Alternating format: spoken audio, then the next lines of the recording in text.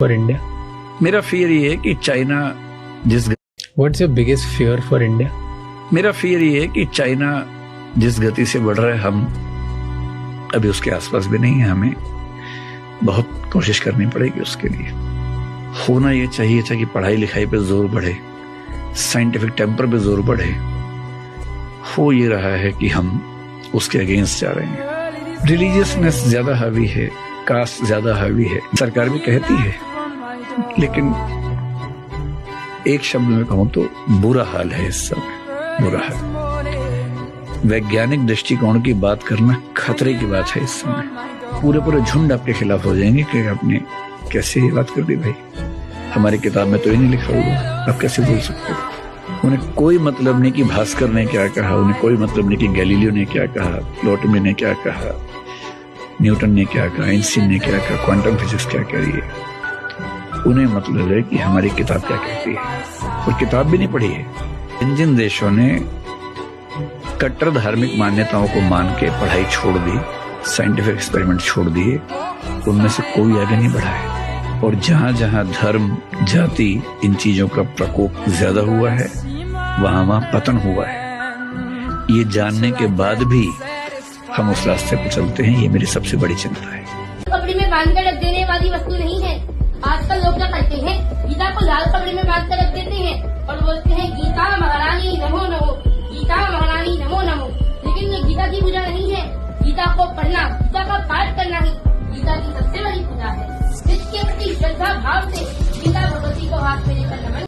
What's your biggest fear for India? Let's do an interview. The first thing I'd say to him, अगर आपको प्यास लगी है तो पानी अब पहले पी लीजिएगा. It was that term mass murderer that perhaps riled him. Would you change that? No. Close to 70-80% of Muslims at the time and perhaps even today consider him a mass murderer. This is a politician. This is not a movie director or an actor who needs to be protected from public opinion. He deals in public opinion. He tries to shape and make it himself. Where do you think journalism is heading in India? What does the future look like? At the moment, it doesn't look bright and rosy at all. Not a single member of the BJP are prepared to come to be interviewed by me. No longer do journalists look upon political interviews as a way of making politicians accountable. Instead, they provide platforms where they can expound their views without being challenged, to have as a result the term Godi media, to have journalists with spine. L.K. Advani famously said during the emergency, you were asked to bend but you chose to crawl. That is a reality today as well. Karan sir, हमारी दोस्ती बनी रहे. Thank you. चला रहे,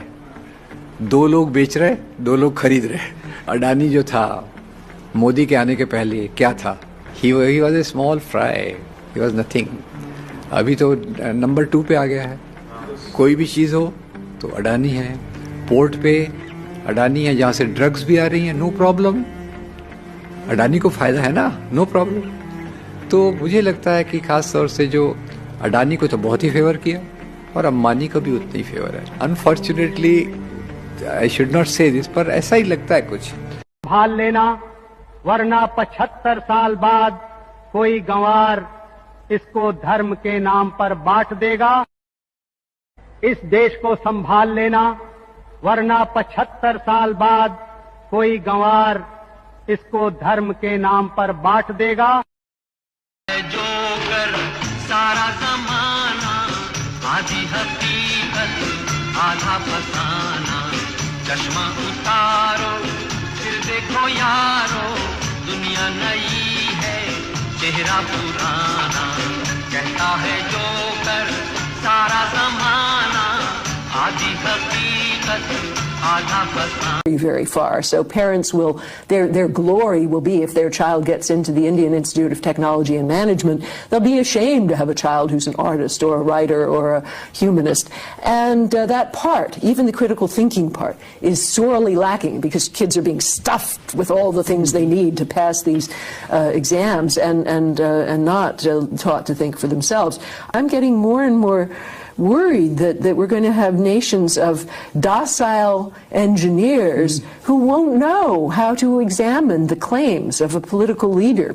In India, the state that has particularly gone down this road is the state of Gujarat, where kids for generations now have not learned much critical thinking, And they're stuffed with this rote learning. And that is the state that's had the largest amount of religious violence. There's no public criticism, or not enough, in the state, that is, of the leadership, although plenty of criticism from outside and national media.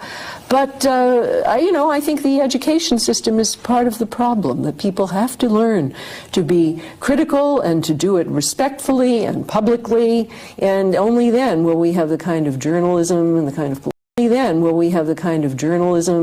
political culture that we really need.